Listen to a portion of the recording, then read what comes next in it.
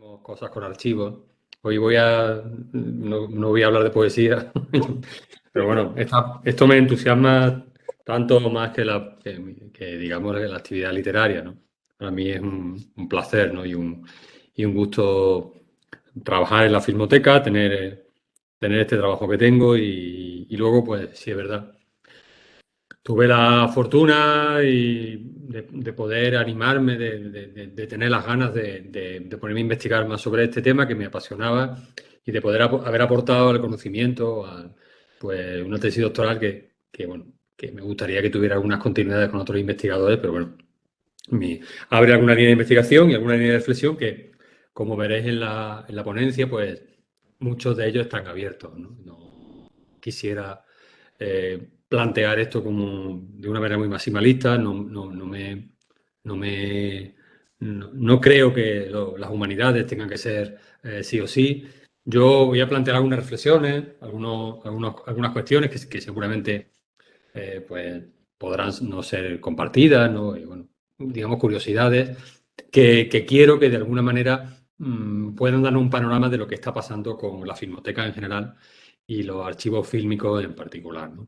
Voy a empezar, no sé si esto lo podré hacer así. Ayer lo hice, así que no creo que hoy creo que también lo podré hacer hoy. Y lo voy a plantear, lo voy a abrir aquí. Esto es, voy a intentar cargar el archivo mientras hablo.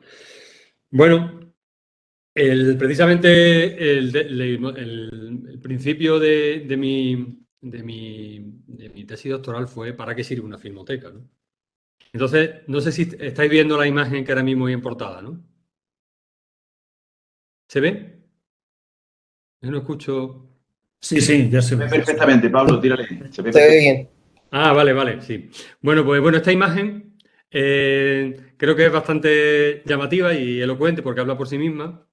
Esta imagen digitalizada fue un hallazgo que encontramos en la Filmoteca de Andalucía en el año 1992. El Museo de Bellas Artes depositó una película, la película Julio Romero de Torres, de Julián Torremocha. Entonces se hizo un telecine, que es digamos, poner la cámara, como quien dice, y grabarla en un soporte magnético, ¿no? En este caso un Betacam, ¿no?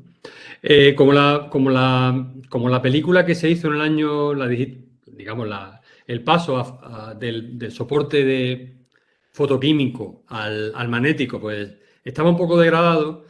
En el año 2012-2013, mis compañeros Ramón Benítez, dijo, vamos a intentar hacer otra digitalización ya digamos, con mejores medios técnicos para volver a revisar esa película de Julián Torremocha del año 1940. Pues bien, abrimos la lata, volvimos a poner la película en el dispositivo de digitalización y encontramos esta imagen. Esto es un descarte. Un descarte es un trozo de película que no se va a utilizar luego en el metraje final. Bueno, pues es un pequeño descarte que hay al final y que lo encontramos y que es una rareza y que no estaba en la primera digitalización y no estaba en la versión que vieron los primeros, quien primero vio la película de Julián Torremocha del año 1940, Julio Romero de Torres.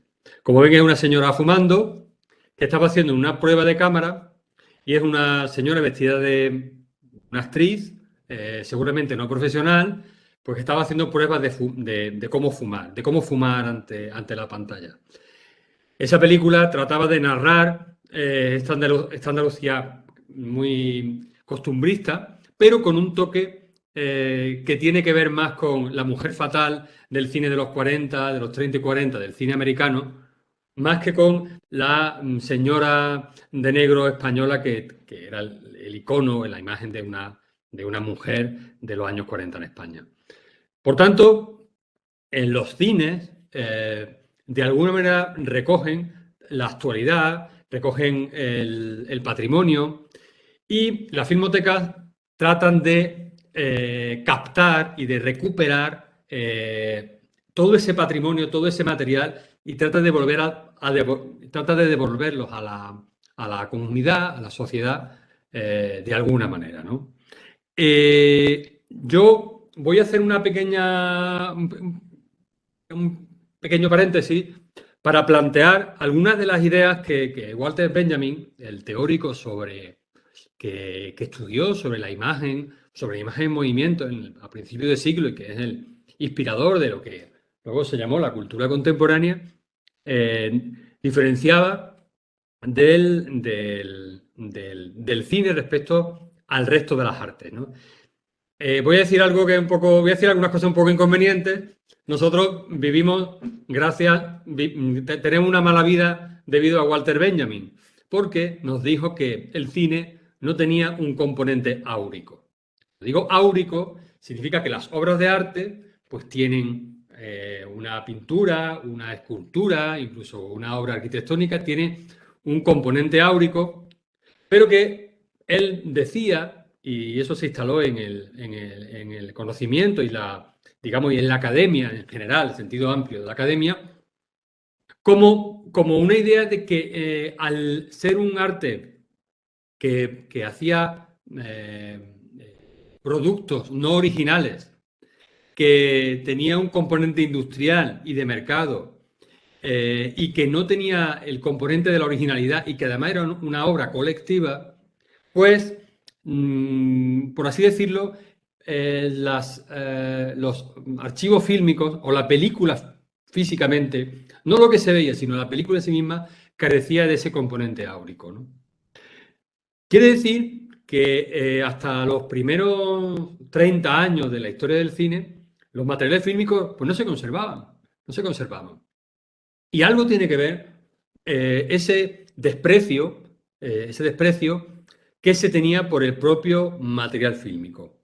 Quizás porque es un arte, el cinematográfico, que tiende por una cuestión de su naturaleza, a la obsolescencia. ¿Eso qué significa? Que hasta muy entrado el nacimiento del cine, hasta mediados de los años 30, nadie piensa que la película como tal tenga o deba ser conservada. Y explicaré algunos motivos por qué. Bien, nosotros, los filmotecarios, tenemos un santo. Los taxistas tienen pues, los suyos, los caminantes tienen los suyos, los toreros tienen el suyo. Nosotros tenemos un santo. Nuestro santo es San Matuszewski. ¿Quién era Matuszewski? Pues Matuszewski era un fotógrafo, esto es un poco mitad leyenda, mitad realidad.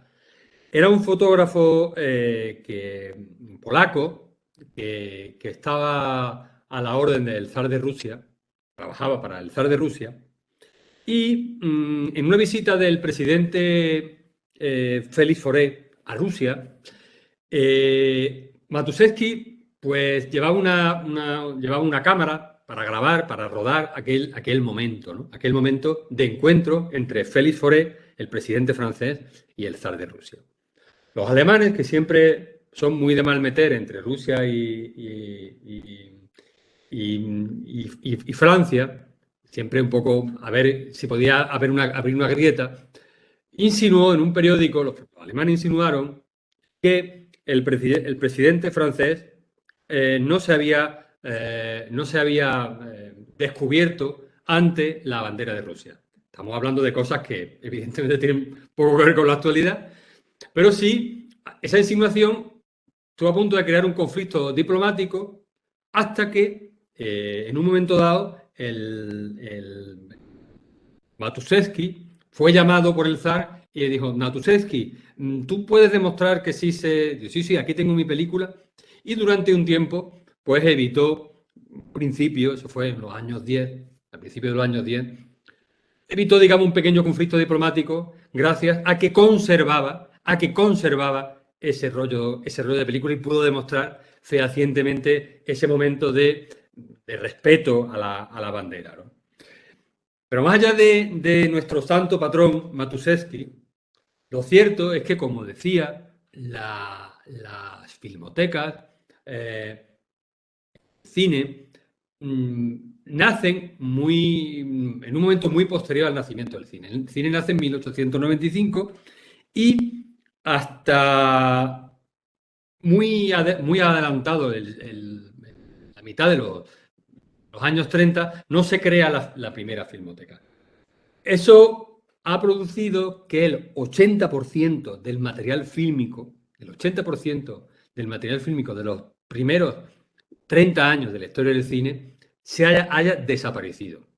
Cuando digo el 80%, podemos decir que eso, digamos, a nivel mundial, pero en Europa Occidental es prácticamente el 90% y en España se estima que está en torno al 95 o al 96% de todo el cine que se rodó en esos 30 primeros años.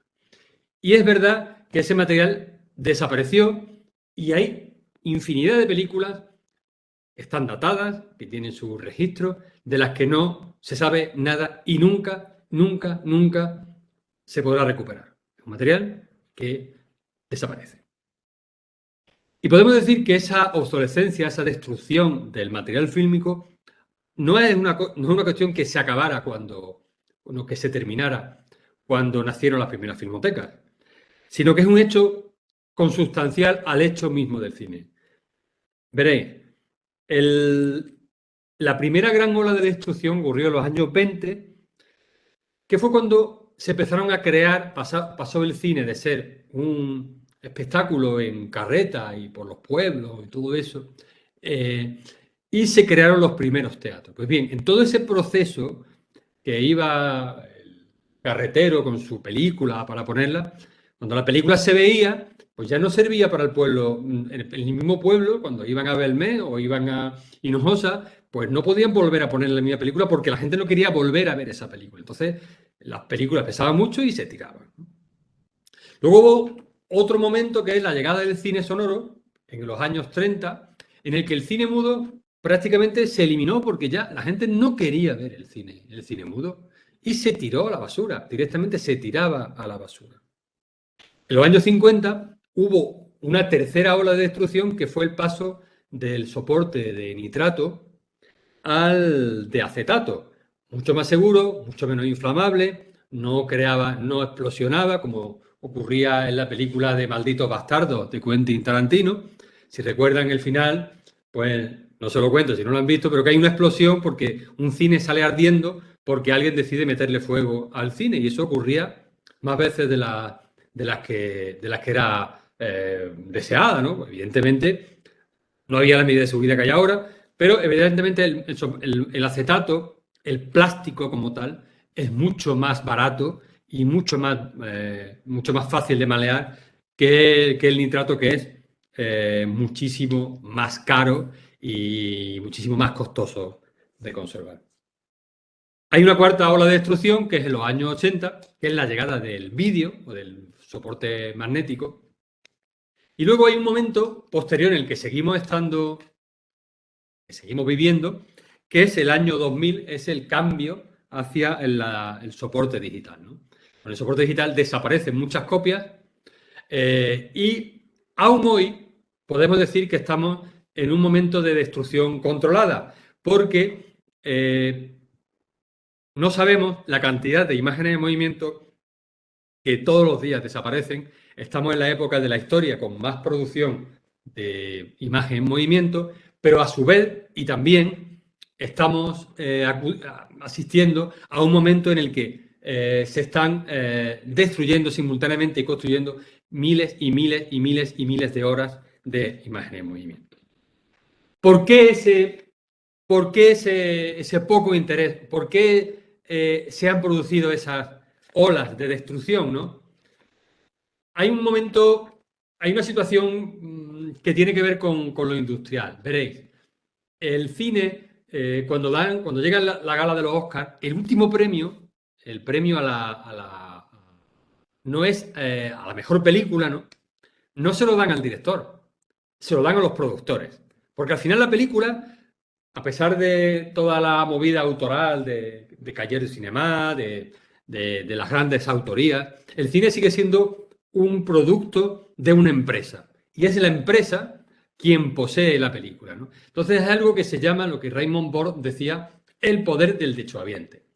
Y les voy a poner un ejemplo, que como vosotros habéis tenido una jornada de patrimonio, si en ese yacimiento de Torreparedones en el que habéis estado hablando apareciera o apareciere un pequeño fragmento de una vasija, evidentemente, inmediatamente las autoridades entran de oficio para conservar ese material, ¿no? Eso lo entiende todo el mundo, y si tú te quedas con ese jarrón y lo tienes en tu casa, prepárate, porque la Guardia Civil va a ir a tu casa a buscarlo y a ti a ponerte una multa o ir a la cárcel, ¿no? Bien, en el caso contrario, voy a poner un ejemplo absolutamente radical, que no va a ocurrir y espero que sí. Imaginaos que hay una película única, la única película que se conserva, por ejemplo, una película que se conserve única sobre un documento audiovisual de Federico García Lorca. Aparece una copia de nitrato de Federico García Lorca en la puerta de la Filmoteca de Andalucía, ¿no? Y aparece de la mano de un señor que dice que él es el propietario de los derechos de esa película, porque él pertenece a una empresa y esa empresa tiene los derechos. Y entonces, conforme está entrando en la filmoteca, se da media vuelta, sale de la filmoteca y en la misma plaza de la filmoteca utiliza una cerilla y la quema delante de todos nosotros. Bueno, pues no hay una norma para poder controlar que el que tiene el derecho, el derechohabiente de esa película, podamos hacer nada, ni tenemos un instrumento legal para poder evitarlo. Y esa es la realidad. La nueva legislación sobre patrimonio intenta que el patrimonio fílmico se incorpore como una parte más del patrimonio. Pero es muy difícil porque los productores, por así decirlo, entienden que tienen un poder omnímodo sobre esta obra industrial. Lo ven como algo colectivo. Y no ha sido posible limitar el derecho, por ejemplo, a algo tan elemental como obras significativas que forman parte de la cultura contemporánea, de la cultura de todos los tiempos en España, pues que forman que sean de dominio público. Y esto no está ocurriendo. Y no va a ocurrir, por lo menos, en un tiempo, hasta que el lobby de la producción no dé marcha atrás, y os aseguro que no lo van a hacer. La Paramount no va a dejar que los clásicos pasen a manos de todos. Tampoco van a permitir que los clásicos españoles, no lo va a permitir quien tiene la gran mayoría de los derechos de exhibición sobre esas películas, como es Video Mercury, Enrique Cerezo, no va a permitir que esas películas pasen a dominio público, lo que no quiere decir que Video Mercury, como empresa, no colabore con las instituciones públicas para la conservación, pero siguen siendo suyos. No sé si hasta ahora todo se va más o menos entendiendo. ¿Sí? Bueno, ¿cuándo nace el movimiento filmotecario? Aparte de nuestro patrón Matuszewski, sí que en los años 20 existe por así decirlo, unos movimientos dirigidos a intentar parar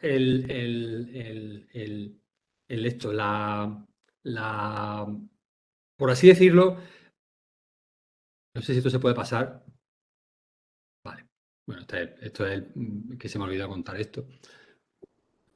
Estoy poniendo algunas imágenes. Estos primeros años 20, aquí tienen a unos chicos, a unos señores pues, de los años 20, hablando entre sí. Esta es una fotografía, un pequeño fotograma de una película que conservamos nosotros, del banquete de Jerez del año 24. Estos primeros escarceos de los años 20 son movimientos filantrópicos dirigidos a intentar conmover a las instituciones públicas para que establecieran algún tipo de protección hacia esa destrucción que se estaba haciendo, ¿no? Hay distintos intentos institucionales, pero no es hasta el año 1932 cuando se crea la sueca Film Samfundet, es decir, la Filmoteca de Suecia, que fue la primera filmoteca del mundo, la creada. Posteriormente, vinieron la Filmoteca de Berlín, la de Milán, la de Nueva York, la de Londres, en ese periodo entre guerras del final de los años 20 y momentos de inicio de los primeros, digamos, de esos primeros años 30, ¿no? Y entonces se crean dos modelos de filmoteca muy distintos.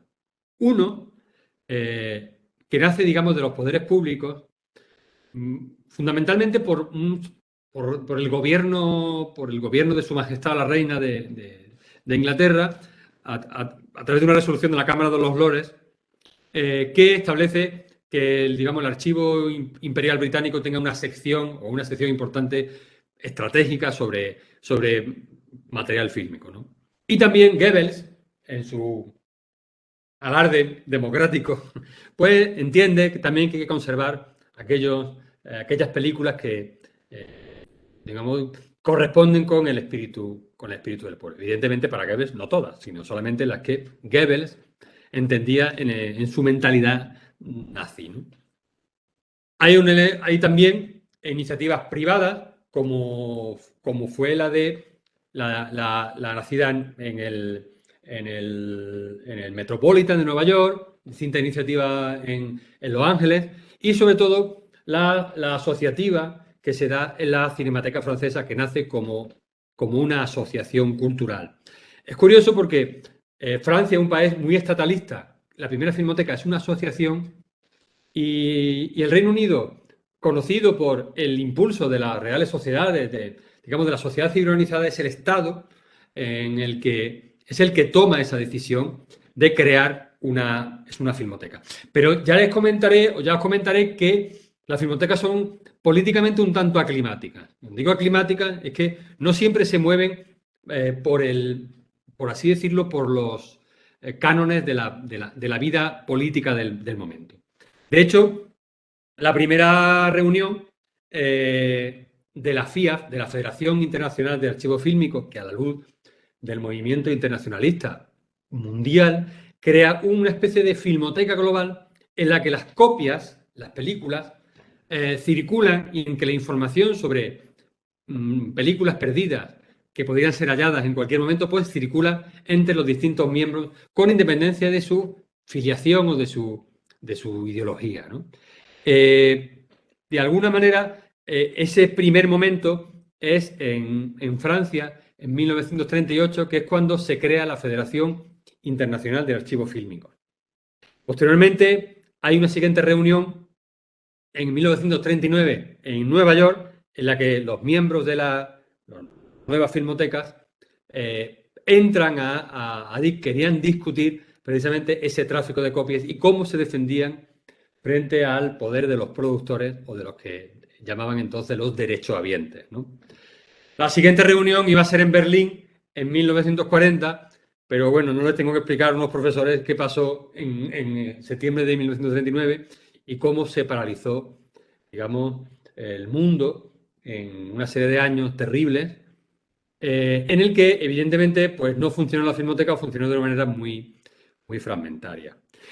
Es curioso porque justo después de la Segunda Guerra Mundial, la siguiente reunión de la Federación Internacional de Archivos Fílmicos fue en Yugoslavia y asistieron todos los miembros de la FIAF, incluso de la Unión Soviética, que fue el invitado al siguiente año.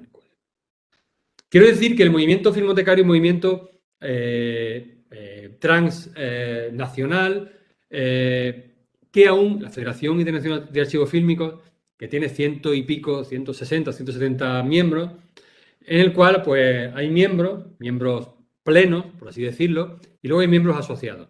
La Filmoteca de Andalucía es un miembro asociado, digamos, somos pequeñitos dentro de las grandes filmotecas, pero nos permite, gracias a que tenemos unos estándares de calidad de conservación, de exhibición y de material, puede estar digamos, dentro de ese grupo de filmotecas mundiales, pues digamos, de los más escogidos. Este movimiento reivindicó y fue reivindicando algo que aún no se ha conseguido, pero que, bueno, que las filmotecas seguimos luchando, ¿no? Que es el movimiento filmotecario, es la por así decirlo, la reivindicación del material fílmico como algo necesario a conservar por parte de las administraciones de los poderes públicos. Y esto cristalizó en el año 1980 con la declaración de la UNESCO, bueno, que es como todas esas declaraciones de la UNESCO que son, pues, poco grandilocuentes y que evidentemente se tienen que trasladar a las legislaciones nacionales y regionales y tardan. El último borrador del Ministerio de Cultura ya sí, nueva ley de patrimonio, ya sí incorpora el patrimonio fílmico, pero en la Filmoteca os puedo decir que estamos un poco cansados de borradores y un poco faltos de boletín oficial, ¿no? Bien. Bajando al contexto español, ¿no? Que es el que nos ocupa. El movimiento filmotecario español, pues, con independencia de algún momento en el reinado de Alfonso XIII, digamos, tiene un pequeño primer momento en la creación digamos, de la sección de archivos fílmicos del Ministerio de Agricultura, que, digamos, tomando un poco la idea, ¿no? de que de alguna manera, una buena manera de abordar la reforma agraria o las reformas pendientes del campo es a través de la educación. Entonces, la mejor manera para educar a un pueblo analfabeto, en gran medida analfabeto, era a través de unas películas donde se le podía enseñar, digamos, las nuevas técnicas digamos, de agrícola le podían sacar mayor rendimiento al agro, en este caso, de la República, ¿no? La Guerra Civil Española acabó con ese momento importante, y no es hasta el año 1954, después de algunos intentos, a la luz sobre todo de las conversaciones de Salamanca, de cierto movimiento de regeneración y una vez salido del aislamiento internacional, pues un cierto momento de poder consolidar una idea de una institución fílmica que tenga que ver con la conservación de los... Y es cierto que ese primer momento del año 1954, esta filmoteca tuvo mucho éxito, se incorporó rápidamente a los estándares internacionales y pudo incorporarse de una manera natural al mundo con las limitaciones que tenía un país en crisis como era España y que evidentemente no tenía ni los medios técnicos ni todo eso, pero sí que entraron a trabajar una serie de profesionales que sí que recogían todo el bagaje asumido durante los años venideros, ¿no? La llegada de la Constitución española cambia el mapa cultural español hasta tal punto que las competencias en archivos, las competencias en cultura en general, pero de los archivos en particular, ya no son exclusivas del Estado, sino que pasan a convertirse también en objeto, digamos, de las nuevas comunidades autónomas. Y a raíz de ese movimiento, pues surge pues, la Filmoteca de Cataluña, la Filmoteca Vasca y, digamos, otras filmotecas, poco más de 10 años, pues aparecen pues, 12 filmotecas autonómicas, 5 municipales y unas cuantas, incluida la mediateca del Ministerio de Agricultura y Pesca, temáticas o específicas que forman parte, digamos, del mapa filmotecario, el mapa filmotecario español. En 1987 se crea la Filmoteca de Andalucía, pero no se abre hasta el 14 de diciembre de 1989, que fue inaugurada, pues como ustedes saben, y está en la calle Medina Corella, que esperemos abrirla muy pronto, toco madera, pues en 1989, y desde entonces, ininterrumpidamente, ha tenido y tendrá la sede en Córdoba, aunque aún pues tiene una serie de subsedes o de salas de proyecciones en otras provincias españolas como andaluzas, como Málaga, Granada, Sevilla y Almería, ¿no? Bien. Visto un poco el panorama de dónde vienen las filmotecas, siempre surge una pregunta que es básica, ¿no? A la hora de abordar el fenómeno filmotecario. ¿Por qué conservamos? ¿Por qué hacemos lo que hacemos? Es decir, ¿tiene sentido que hagamos lo que hagamos? Bueno, que las filmotecas se dediquen a conservar las películas, podemos ver tres motivaciones que las tengo ahí en la pantalla. Bueno, antes de seguir, están viendo una película que se llama El patio de los naranjos, en la que ven a unos curas toreando una vaquilla, ¿no? Una película coloreada que conservamos y que restauramos en la Filmoteca de Andalucía y es pues, bastante divertida y, bueno, para nosotros absolutamente entrañable, ¿no? Bien, la Filmoteca seguimos trabajando en la conservación, en principio, para empezar, por motivos culturales, ¿no? Entendemos que la cultura es un bien en sí mismo y que, como tal, requiere ser conservado, ¿no? Pero hay también un motivo que tiene que ver también con esa debilidad intrínseca que nos atribuyó Walter Benjamin a principios de siglo. Quiero decir, el cine, el material fílmico, es algo relativamente reciente y débil. Y débil frente al hecho mismo de la potencia, el paso del tiempo, el poder de los productores y la propia fugacidad y del soporte en el que estamos y los propios cambios tecnológicos hacen que las filmotecas tengamos que estar muy al tanto y muy atentos a no perder, a que no se nos escape de la mano como la arena, ¿no? Por tanto, creemos que hay un primer motivo cultural para poder conservar las películas, ¿no? Luego hay también, puede haber también un motivo que tenga que ver también con la cuestión político-nacional. Quizás no se ve tanto en España, pero sí en algunas filmotecas regionales y sobre todo en cinematecas de países relativamente pequeños o nuevos, las que, y voy a decir algo que entendérmelo como metáfora, ¿no? Si la filmoteca nazi entendía que había que conservar esas películas porque constituían el espíritu del pueblo, ¿no? El espíritu mismo del pueblo llevado a... Bueno, pues de alguna manera las filmotecas están vistos también como el lugar donde se depositan los valores nacionales de un país o de una comunidad, ¿no? Y eso lo hemos vivido recientemente nosotros en la filmoteca con los eslovacos, ¿no? Que estaban interesadísimos y habían puesto un montón de dinero para la conservación de una película eslovaca, entendedme, bueno, de una leyenda de la creación del Estado eslovaco. Y en fin, la película, bueno, estaba bien porque era vieja, como decía mi amigo Ramón, ¿no? Pero no tenía más allá. Pero sin embargo, para los eslovacos era la película fundacional, porque venía el mito de Eslovaquia en el cine, ¿no? Y compartido, ¿no? Igual hay un esfuerzo importante, ¿no?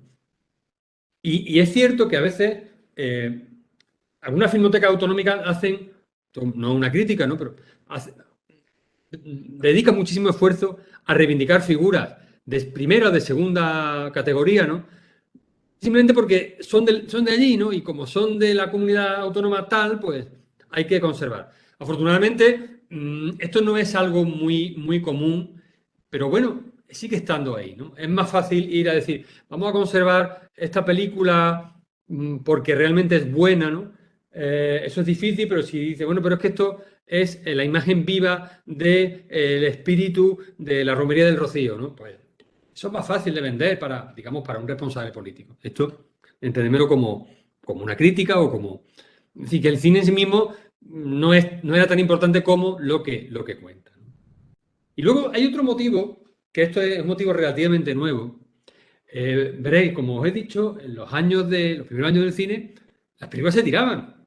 Se tiraban porque ocupaban mucho espacio, eran muy pesadas y no rentaban. Es decir, una película muda no rentaba. Una película antigua no rentaba. no se podía volver a poner en un cine porque si tú ponías por tercera vez pues una película de Marisol en 1990, la gente no iba a ir a verla.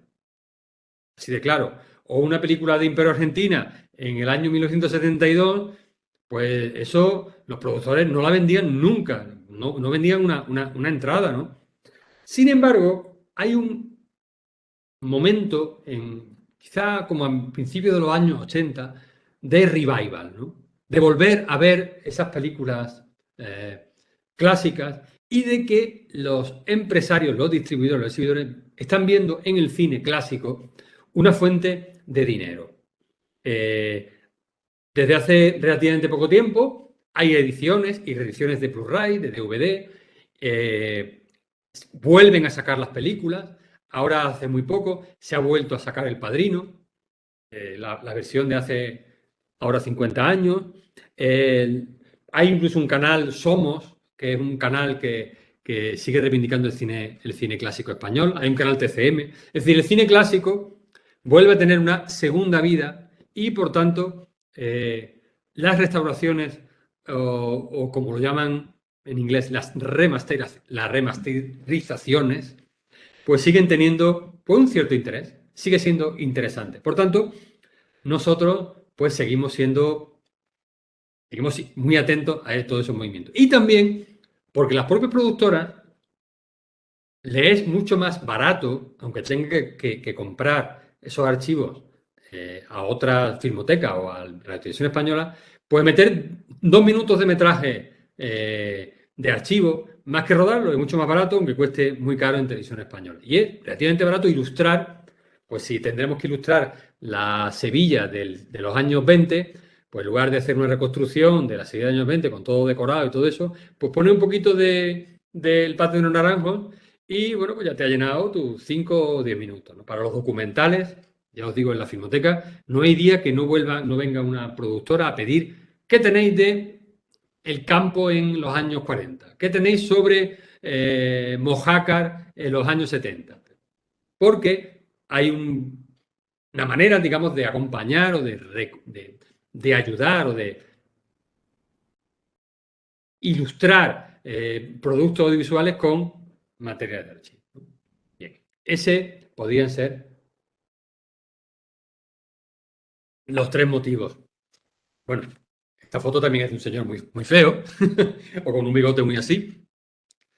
Y ahora bien, cuando digo por qué restaurar, una vez que hemos dado respuesta a por qué conservar, tendríamos que dar una respuesta a qué conservar, ¿no? Entonces, ahí empiezan los problemas, empiezan a lanzarnos las preguntas. Doy por hecho que las filmotecas entendemos la conservación desde nuestro espíritu filmotecario global, que nuestro espíritu, al ser miembro de la FIAP, es conservar el cine en su totalidad.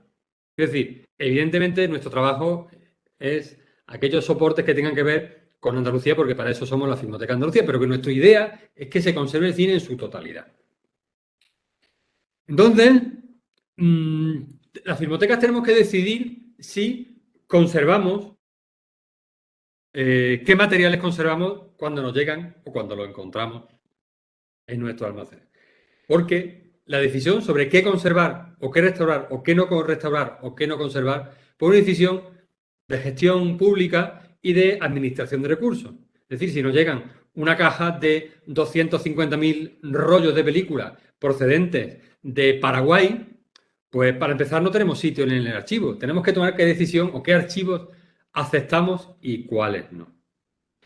En principio, nosotros, las filmotecas, por ley, tenemos la obligación de conservar aquellos materiales que son subvencionados por las administraciones públicas.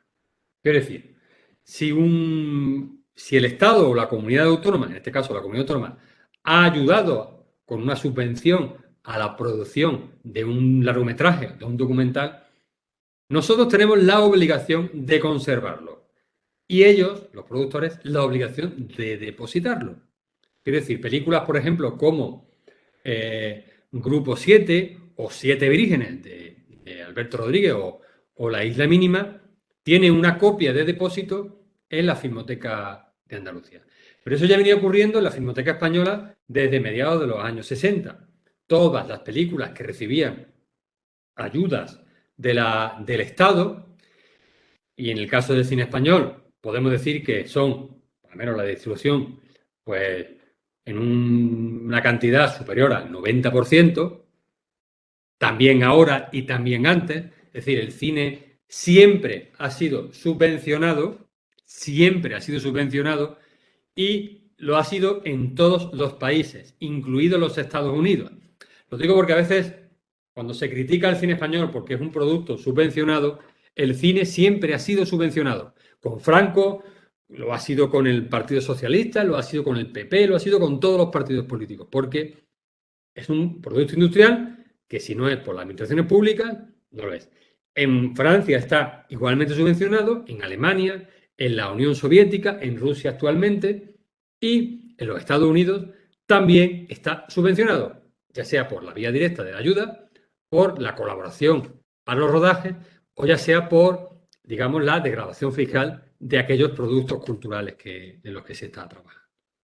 Bien, pues dicho lo cual, nosotros tenemos la obligación de conservar ese material. Pero fuera de esa obligación, nosotros planteamos la necesidad de conservar digamos, en función de 3 criterios. Uno, rareza, es decir, que sea un material raro, que además que exista una copia de esa película, o una o 2 copias, o que no se supiera de su existencia. Peligrosidad de la posibilidad de que pueda desaparecer, y unicidad. En el caso de que hubiera una sola copia, tenemos la obligación de conservarlo, sea una copia que sea andaluza, española o del Surinam. Tenemos la obligación, al ser miembros de la Federación Internacional de Archivos Fílmicos. Por tanto, aunque tengamos una vocación andaluza, tenemos también que conservar otros soportes. También hay un criterio por el soporte en el que está depositado. Efectivamente, los soportes más o menos seguros, los soportes más raros, o los soportes más delicados, como pueden ser los que se produjeron en los primeros 40 o 50 años de cine, como son los nitratos, el soporte de nitratos, evidentemente tenemos que conservarlo. Luego, el soporte, los que se han hecho en acetato o en cualquier otro soporte fotoquímico, en principio, las filmotecas deberían abordar esa conservación, pero claro, tampoco una filmoteca tiene por qué conservar 19 copias con sus 7 rollos de una película que ya está perfectamente conservada. A lo mejor esa decisión no tenemos que tomarla. Pero luego vienen las preguntas, porque el tiempo corre a veces en nuestra contra, como es el que una película ya venga en formato digital. Formato digital. ¿Habría que conservar una película en soporte digital? ¿Qué películas en soporte digital? Ahora voy a lanzar unas cuantas preguntas. Si queréis las apuntáis y luego podemos hablar. ¿Habría que conservar un DVD? ¿Habría que conservar un alojamiento en YouTube? ¿Habría que conservar una película que está subida en un servidor pirata? En fin, las preguntas están ahí, ¿no? Lo cierto es que el cine, nos pasa a los que trabajamos en filmotecas, se nos escapa de las manos. Y luego una tercera pregunta a la hora de responder a qué conservar, si en función de cuál sea el destinatario de esas películas. Evidentemente, las filmotecas tuvieron un primer momento que pensar en conservar esas películas que estaban dirigidos, por así decirlo, al público en general, es decir, los largometrajes, los documentales, lo que estaba pensado para el gran público, para ser visto por cualquier persona, ¿no? Pero claro, hay una serie de películas que son las llamadas las películas corporativas, que son películas hechas para una comunidad específica, por ejemplo, la película que hicieron en 1924 en la bodega Domecq para agasajar a unos médicos que vinieron del Congreso de Ciencias Médicas de Iberoamérica, a los que se le dio un rollo de película con esa propia película, estaba pensando para dar difusión de las bodegas Domecq. O los vídeos corporativos que hicieron aceitunas de mesa a aceituna la española. O los vídeos corporativos que hacía la compañía sevillana. ¿Habría que conservar esas películas? No sé. Y voy, como dirían los catalanes, en más. Habría que plantear si las filmotecas tienen que conservar Super 8, o sea, películas destinadas al consumo doméstico, al consumo que sería solamente para conservar el cine familiar. ¿Habría que pensar en conservarlas? Esas películas familiares de bodas, bautizos y comuniones. Son preguntas que en la filmoteca nos tenemos que hacer. Yo tengo una respuesta, pero bueno, pueden ser discutibles y todas esas preguntas son discutibles. Efectivamente, si hay una filmoteca que tiene que abordar, como puede ser la Filmoteca Filipina, con muy pocos medios, por una cinematografía ingente de películas que se van a perder inmediatamente, de películas largometrajes, de cineastas que no existen, pues evidentemente van a trabajar primero por esos materiales que están para conservar que dedicarse a buscar Super 8 familiares de la isla de la última isla de las Filipinas. Pero una vez que ya, como en el caso de España, de Andalucía, donde, digamos, las películas que ya están en buen estado de conservación, tienes que plantearte si también tienes que ocuparte de otros materiales fílmicos, ¿no? Por tanto, esta pregunta existe y creo, sinceramente, que puede ser pertinente.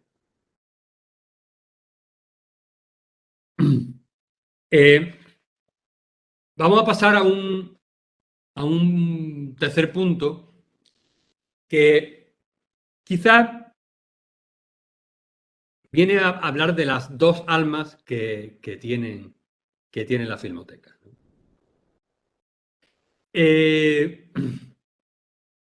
Al poco tiempo de iniciarse la Cinemateca Francesa, en el mundo filmotecario surgió el debate de qué hacían todos esos rollos de película metidos en cajas sin que nadie las viera. ¿Por qué gastar tanto dinero en algo que nadie va a ver?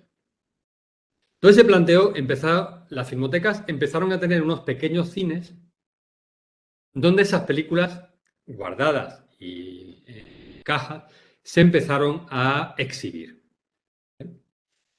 Y en un momento dado, la gente, como pasa en casi todas las filmotecas, estaba mucho más interesada en asistir a esas proyecciones públicas de películas que en investigar sobre unos archivos que estaban guardados.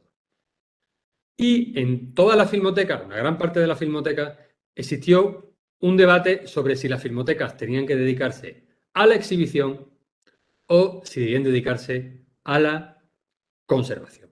Y este debate lo fundamenta o lo cristaliza un debate que entre dos personas muy distintas entre sí, como fue Ernst Lindgren y Henri Laloux.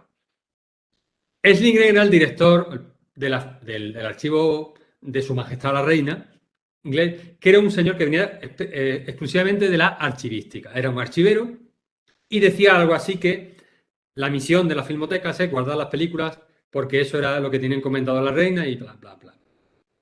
Henri Laloux era un señor que venía del circo, que venía de la farándula, y decía que eso de que las películas estuvieran todo el tiempo metidas en las cajas, que eso era una estupidez, que las películas si no se veían no merecían la pena.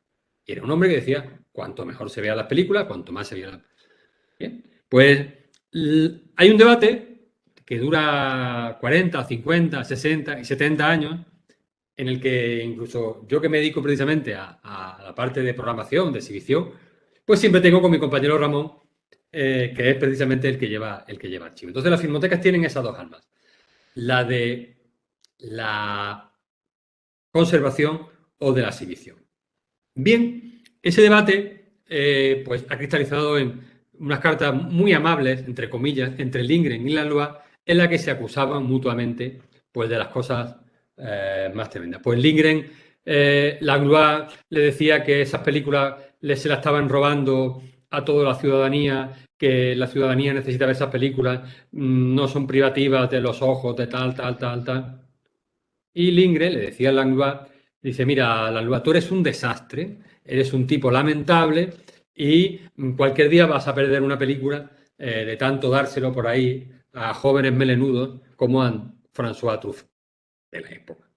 Y al melenudo ese, pues se iban con otros melenudos de la Nouvelle Vague. Langlois decía, ¿qué queréis coger? ¿Queréis coger aquí a Murnau? Venga, coger la película, ponerla vosotros, no le pasa nada. Cortáis un trozo, venga, vosotros mismos, venga, coged lo que queráis, aquí tenéis. Entonces,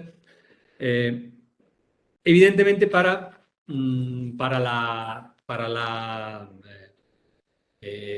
digamos, para el mundo archivístico, Lindgren es el que realmente ha establecido unos estándares de conservación significativos, que ha abundado en ese mundo de conservación, que ha permitido que muchas películas se mantengan. Y Henri Langlois ha pasado la historia por ser un gran animador cultural que ha tenido, como se suele decir, una noticia buena y una noticia mala.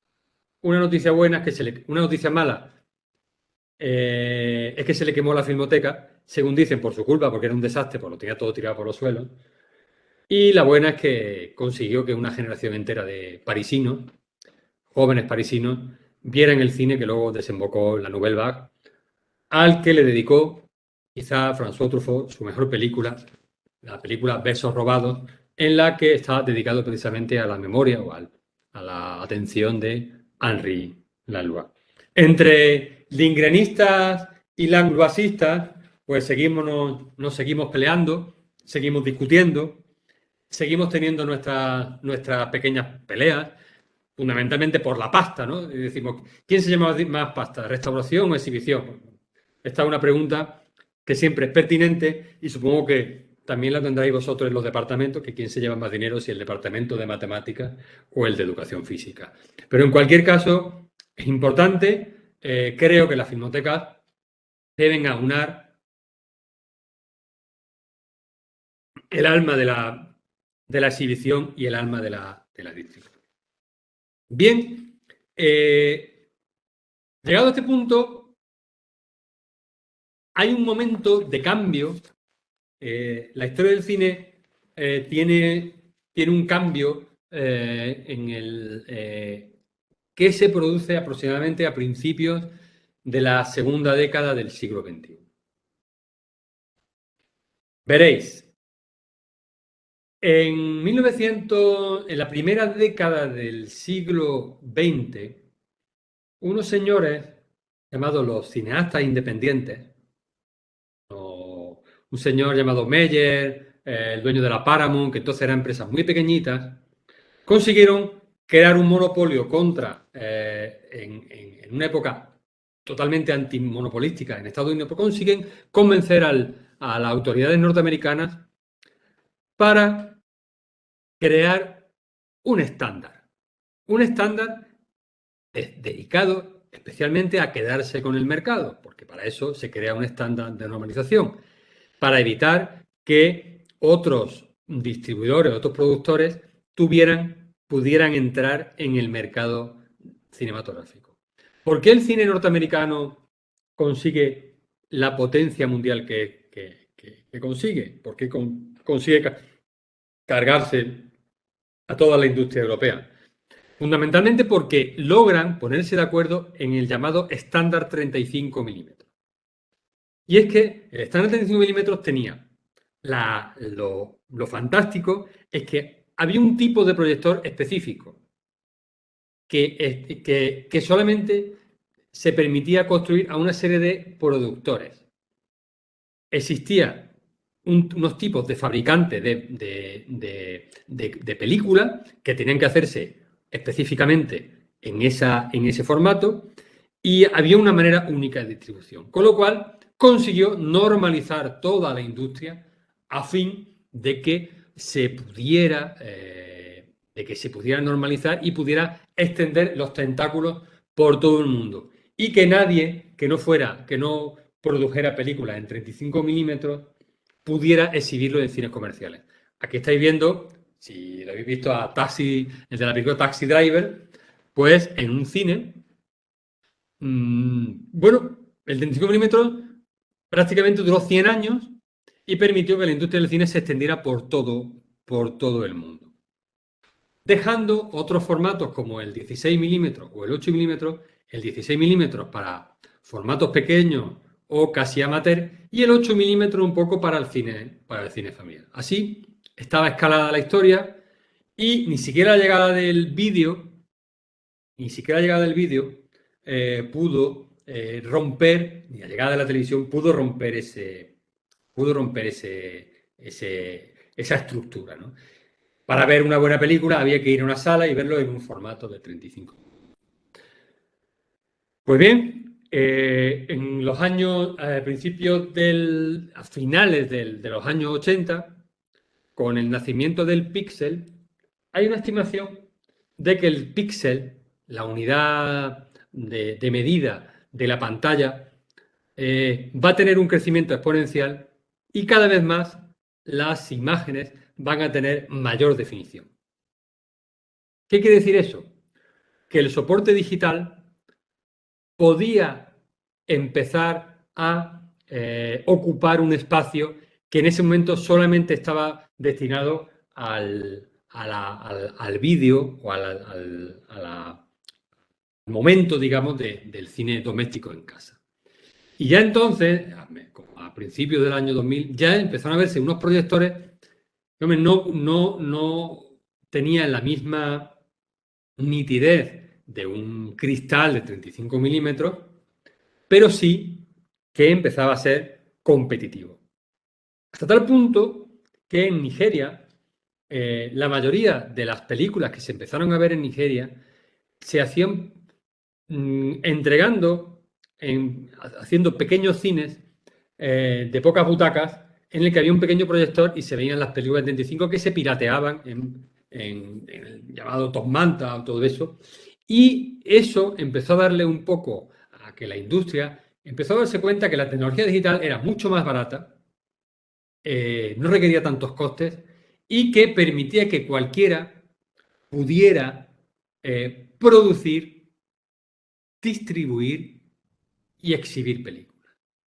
Es decir, ya no hace falta un gran estudio para producir, se puede producir con una pequeña cámara, con un pequeño ordenador, con un ordenador se podía hacer la película, la distribución podía hacerse perfectamente copiando un DVD de mano en mano y la exhibición con pequeños proyectores que hubiera no necesita. Por tanto, las salas empezaban a estar heridas de muerte. Y había también una sensación de que ese medio de distribución estaba siendo mucho más barato que el fotoquímico, que como una industria del plástico y la crisis del propio petróleo, pues, digamos, no tenía ese mismo interés, era muy caro y producir una copia en 35 milímetros podía costar unos 3.000 o 4.000 euros, cada película completa, cada copia de película, mientras que hacer un DVD costaba escasamente medio euro.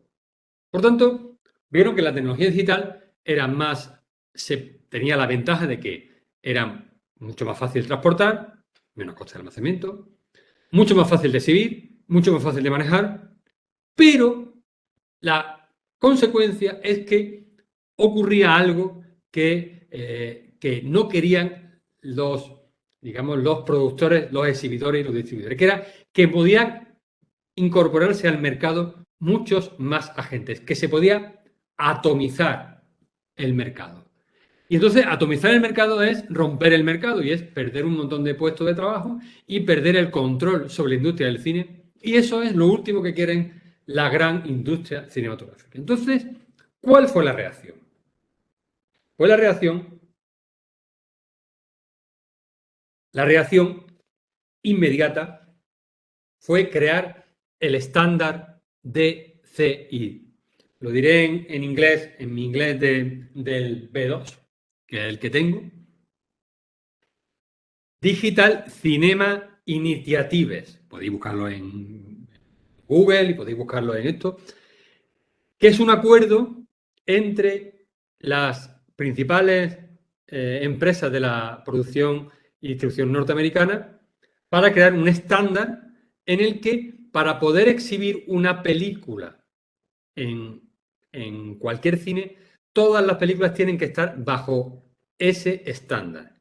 Y eso significa, primero, el fin del celuloide. Las películas se van a dejar de producir en formato fotoquímico y en segundo lugar, las películas se van a distribuir solamente se van a poder exhibir en ese formato, ni en MP4, en ningún soporte que no sea DCI, en formato DCI o formato DCP, que es el aparatito. Un DCP, por explicar realmente, es un proyector, que es un proyector digital, dentro lleva un ordenador y que se carga y se descarga de películas con un disco duro. Ese disco duro se copia la película, en otro correo electrónico te mandan la clave de desencriptación de la película, se desencripta y se puede ver la película. Y una vez que ya se ha visto la película, ya no se puede ver más y ya desaparece la película del proyector. El sistema es interesante, pero el sistema hizo que en España, coincidiendo con la crisis económica, tuvieron que transformarse una parte importante del parque cinematográfico español, tuviera que transformarse y hizo que los que no se transformaron, algunos cines, pero el cine Alcázar, pues tuvo que desaparecer porque, aparte por otros motivos económicos en los que voy a entrar, esos cines tuvieron que cerrar.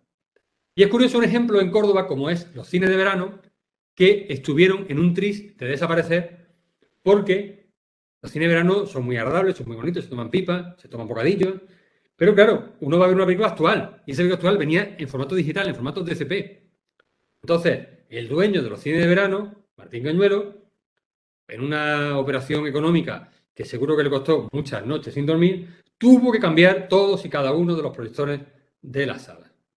Y ahora pudo sobrevivir porque tomó la decisión de adaptarse a la tecnología digital. No porque los cines no sean bonitos, no por esto, sino porque tomó esa decisión de adaptarse a esa tecnología digital y eso, y bien que le costó su buen dinero y bien que todavía lo está pagando. Hablo de Martín Cañuelo, hablo de la empresa Esplendor Cinema, una empresa que paga a los trabajadores, que paga laicamente a todos los distribuidores y todas sus factoras y que evidentemente es el cine, y aquí rompe una lanza contra iniciativas presuntamente populares que ni pagan derechos. Lo digo porque en Córdoba hay otro cine de verano, muy interesante también en la Plaza de Toros, que también paga sus impuestos y paga todas sus cosas, pero hay otras iniciativas de gente que pone una película por un proyector, pero que no paga derechos, y voy a decirlo bien claro, eso es un delito. Esto es un delito penado en el Código Penal. Lo digo porque hay que pagar los derechos, porque de eso vive la industria y porque es un agravio comparativo. Pero no me quiero cabrear, que estoy con profes. Bien. A lo que llegó el DCI o el sistema DCI es que la industria se dividió en aquellos productos que entraban en la industria, aquellos que se sometían al estándar digital, y aquellos productos que no se sometían al estándar digital. Bien, al estándar digital del DCI. Entonces, la Filmoteca teníamos que decidir en ese momento si las filmotecas iban a ser lo que en su momento fueron, que era la conservación de los soportes fotoquímicos, o tenían que adaptarse a conservar también esos soportes, esos nuevos soportes digitales. La pregunta fue muy discutida, incluso algunas filmotecas solamente decidieron que solamente, por ejemplo, la Cinemateca Portuguesa, en su primer momento, que solamente iba a conservar películas fotoquímicas, que si querían que se conservara lo digital, que lo hicieran las propias empresas. Pero el tiempo, hablo de que yo escribí la tesis doctoral en el año 2014, 2015, desde que yo escribí el último artículo y presenté la tesis hasta la actualidad, pues prácticamente todas las filmotecas han aceptado adaptarse a la industria para no convertirse en aquello tan hermoso, pero al mismo tiempo terrible, que podría haber sido ser un museo arqueológico del cine. Entendedme el sentido arqueológico exclusivamente negativo. No hablo del museo arqueológico de Lola Baena, que es realmente un activista de la cultura y que convierte al patrimonio en algo activo, ¿no? Pero si las filmotecas no se hubiesen adaptado y no hubiesen adaptado el ámbito de conservación también a lo digital, ya si somos una institución poco relevante, hubiéramos pasado específicamente ya a la absoluta irrelevancia. Por tanto, creo que el cambio digital, la filmoteca, hemos tomado una decisión, a mi modo de ver, interesante, que bueno, puede ser aceptado, puede ser no compartida, pero creo que al menos permite que nos interesemos o que nos adaptemos a la industria del nuevo cambio digital, ¿no? Evidentemente hay opiniones a favor, opiniones en contra. Como vamos un poco más de tiempo, no voy a entrar. Y luego llegó Netflix, aquel botón rojo que tenemos en nuestros televisores, y Netflix vino a cambiarlo todo, ¿no? Netflix es la venganza de Edison. En el principio del cine, los Lumière plantearon que el cine tenía que verse en grandes teatros, mientras que Edison pensaba que el cine como el nacimiento del cine, tiene que ser en pequeños dispositivos individuales. Los Lumière ganaron la primera batalla, pero Edison, después de muerto, ganó la batalla de la televisión. Y durante muchísimo tiempo, el cine y la pantalla de cine, digamos, fueron fluctuando y, digamos, encontraron un entente de acuerdo. El entente de acuerdo es que una película primero se ponía en los cines y posteriormente iba a la televisión. Llegó el cable, porque todo llega en la vida. Llegó el cable. Y el cable, la televisión por cable, estableció el escalamiento en que primero se ponía la película en el cine, luego se ponía en cable de pago y luego se ponía en televisión. Luego llegó el vídeo. Y el vídeo volvió a incorporarse en esa escala, en ese escalamiento. Primero la película iba al cine, luego iba al vídeo, luego iba al cable y luego por fin a la televisión generalista. Y por último, el vídeo, las películas bajo demanda, sí, que es como terminó, digamos, hasta la llegada de Netflix, es que la película se estrenaba en enero, pasaba a cable a un VOD, digamos, a vídeo bajo demanda en 4 o 5 meses después, luego otros 3 meses después iba al vídeo, los videoclubs, luego iba al cable y luego por fin, un año después, iba a la televisión generalista. ¿Qué ocurre? Que como decía antes, y aquí tenemos esta película que seguramente habéis conocido como Blade Runner, tengo esa pantalla de píxeles, el píxel se fue haciendo cada vez más pequeño. Las pantallas cada vez iban más grandes. Y en esto que llegó Netflix, que era una empresa que distribuía películas a domicilio en los Estados Unidos, a decir que va a cambiar la historia del cine. ¿Y qué hace? Para empezar, aprovecha una circunstancia que hasta ese momento no había ocurrido, que era que las conexiones de Internet, a partir especialmente del año 2014, empiezan a poder reproducir una alta definición en tecnología 2K y 4K. Las pantallas de televisión, que son de 50 y 60 pulgadas, se pueden llenar con esa cantidad de píxeles por pulgada porque tienen una gran densidad de píxeles y que empiezan a ayudar a imitar al cristal fotoquímico. Por otro lado, Netflix permite que haya una versatilidad, la posibilidad de que cada persona pueda elegir sus películas y la posibilidad de que de que la posibilidad de la interactividad. Entonces Netflix llega hasta el final de todo. No sé si conocéis esta película o este fotograma. Este fotograma es un capítulo de la serie Black Mirror titulado Black Mirror Bandersnatch del año 2008. Bien. Esta película es, cuando nació el cine, Edison decía, bueno, esta es la película que hay, llenen ustedes el teatro o no lo llenen, ¿no? La televisión le permitió que esa película se podía ver cada uno en su casa. El vídeo te permitió poder buscarla en un momento dado. El cable y el vídeo bajo demanda es en cualquier momento y en cualquier lugar. Netflix permitía no solo elegir la película, elegir todas esas cosas, sino además elegir el final. Esta película está pensada como si fuera un cuento de Cortázar.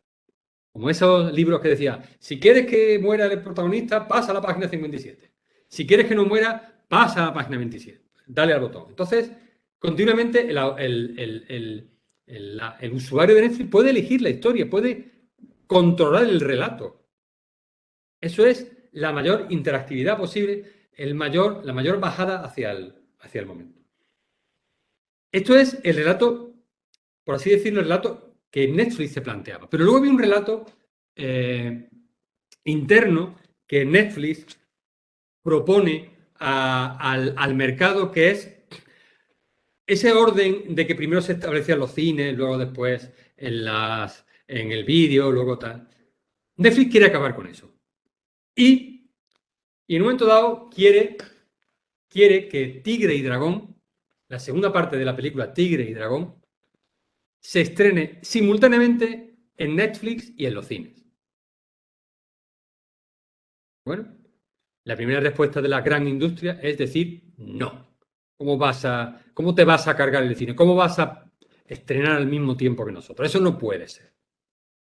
Bien, Netflix fue castigado de una manera salvaje. Esa película se pudo estrenar, pero se pudo estrenar el 26 de agosto de ese año. Y para hacer que Netflix perdiera todo el dinero posible con esa película. Pero Netflix no se quedó ahí y se presentó dos películas, Oscar y The Matrix Stories, al Festival de Cannes del año 2017. Bueno, pues el Festival de Cannes le iba a dar el premio a estas dos películas ex aequo, no sé si ex aequo o una u otra, la mejor película o la mejor dirección, y inmediatamente Netflix excluyó a estas películas. Dijo que como no estaban estrenadas en salas, porque la había estrenado Netflix por su cuenta, no entran dentro del festival y fueron eliminadas de oficio. En los Oscars de 2019 se presentó una película, Roma, de Alfonso Cuarón, que estaba llamada a llevarse todos los premios. Como Netflix no tenía mucha ganas de perder todo el dinero, decidió estrenarla puntualmente en algunas salas de cine para cumplir con el trámite de haberla estrenado en sala, aunque fuera en salas muy pequeñas. Lo que iba a ser una película multipremiada en todos sus aspectos de dirección y todo eso, fue relativamente castigada por la Academia. A cambio de no ser castigada totalmente, Netflix tragó y se incorporó como miembro de la Asociación de Productores Cinematográficos y de alguna manera firmó la paz, una paz que más que una paz es una tregua, porque en el ideario de Netflix, no sé si llegará, es sustituir y eliminar la proyección en sala. Ante esa situación,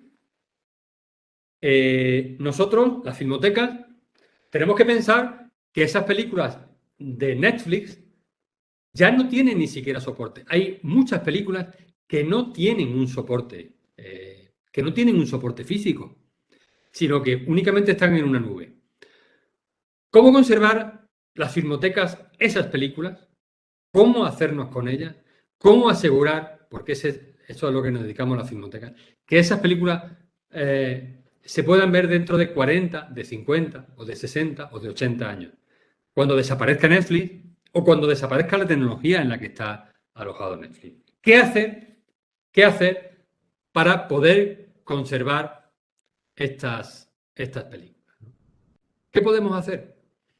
Pues, en principio, es una pregunta que está todavía latente. No sabemos cómo vamos a conservar o cómo vamos a plantear la conservación de películas que solamente se estrenen en plataformas.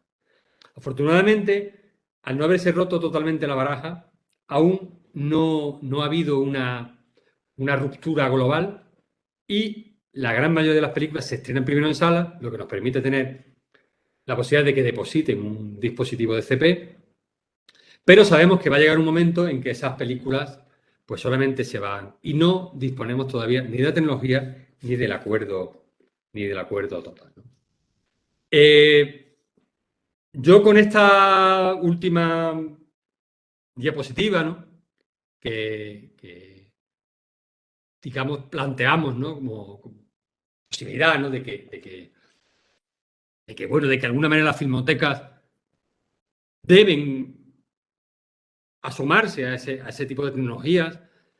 Y la única solución que se ocurre es que, a pesar de que las películas, de que las películas se rueden o se distribuyen solamente en un soporte virtual o de nube, de alguna manera invitar a que las empresas productoras hagan unos dispositivos físicos, ya sea discos duros, DCPs, y las depositen en las filmotecas. Teniendo en cuenta que tampoco los discos duros son totalmente fiables, que mientras una película en fotoquímico tiene una duración de unos 100 años aproximadamente, de duración, lo que dura un disco duro tiene una duración máxima de 11 o 12 años, con lo cual faltan todavía unas tecnologías seguras de conservación que permitan que el cine digital que se está haciendo ahora, el cine que se está produciendo y tenga un soporte real y que asegure hacia el futuro. Por tanto, hay esa opción. Y luego, pues ya por terminar, les voy a comentar que también Netflix ha sido también una amenaza para los exhibidores y especialmente para la filmoteca, ¿no? Las filmotecas también nos ocupamos de Netflix porque las filmotecas se ocupan en la programación en que Netflix produce películas y que por tanto las exhibimos. Pero es cierto que nosotros, Netflix está visto por parte de los distribuidores de salas como una amenaza. Y de hecho, en la Filmoteca de Andalucía intentamos estrenar esta película que se llama 17 de Daniel Sánchez Arévalo, pero Netflix quería que la estrenáramos en las filmotecas, pero la Asociación de Exhibidores Cinematográficos de Andalucía nos dijo que como estrenáramos una película de Netflix sin haber sido en sala, pues no iba a caer todas las maldiciones posibles y nos iban a llevar a tribunales. Bueno, no sé si iba a llegar a todo eso, pero realmente no les gustó. Decidimos no proyectar la película, pero seguimos pensando que quizá la relación con Netflix, no solamente del cine, sino de la filmoteca, tendría, y esto ya como desideratum, tendría que llevar a una cierta. Por tanto, yo ya con esta diapositiva, esta última diapositiva que ahora os propongo, un poco una cierta broma, ¿no? Hay un esqueleto, ¿no? En una sala de cine, ¿no?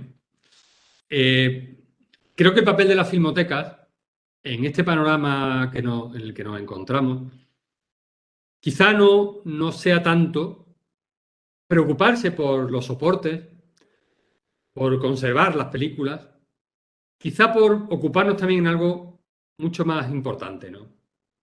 Que es la conservación del propio hecho cinematográfico. Yo sé que eso llevarlo al mundo de la LUAD, arrimarlo, pero es cierto que es posible que el futuro que nos aguarde sea un futuro sin salas de exhibición. Me duele decirlo porque yo prácticamente casi nazco en una sala de cine, pero sí es cierto que las salas de cine están desapareciendo y está en peligro el cine mismo. Por tanto, la Filmoteca, siguiendo con su actividad de conservación de material fílmico, sí que creo que debe seguir teniendo unos espacios de exhibición estables, que aunque vengan 10, 12, 15 personas, 20 personas o 100 personas, siga el público pudiendo acudir para poder disfrutar del cine en plenitud, como yo creo que solo se ve en una sala de cine. Pues muy bien. Ahora voy a terminar y pongo a mi amigo Valdelomar y muchísimas gracias por su atención y estoy de vuestra atención y estoy preparado para las preguntas que queráis hacerme o comentar o no hace falta que sean preguntas y no. Y ahora si queréis pues quito esto y dejar de compartir, ¿no? Se puede